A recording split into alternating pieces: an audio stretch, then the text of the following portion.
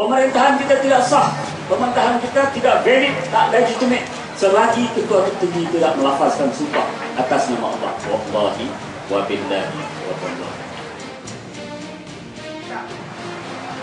Akhirnya semua tidak mau. Parti maukah kau masuk lagi? Bukan pampasan jawatan bendahari. Gila orang Melayu sekejap.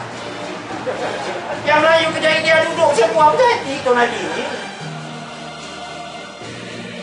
Kita perlu memperbetulkan balik. Sebab itu kita ambil strategi kita yang pertama ialah memperbetulkan kefahaman dan kesedaran kita bahawa Islam ini bukan sekadar agama rasmi, tetapi ia adalah agama negara di muka bumi.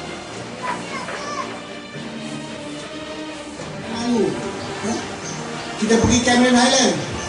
Cameron Highland tu apa dia? Oh, putih buat atas gunung. Fraser Hill, Penang Hill, Maxwell Hill.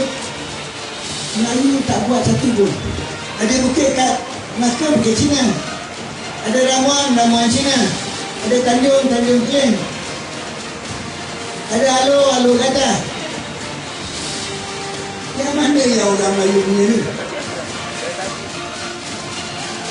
Bagi memastikan orang Melayu tidak berkejaran lagi di Melaka. Bagi memastikan orang Melayu tak bergaduh. Bagi memastikan orang Melayu penuh hidup kasih sayang walaupun tak kira warna kulit. Asal Islam duduk kat Melaka mesti aman damai. Kita bercakap soal sewawan umat Melayu ni di tanah Melayu.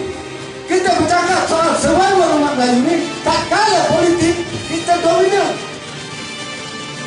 Tuah, aku bertahan semata untuk mati dalam dakapan kau, Tuah. Ya Allah.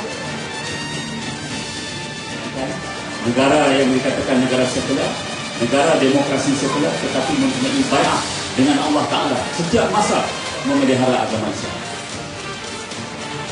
Celaka! Jangan campur urusan kami di atas. Ini pemimpin.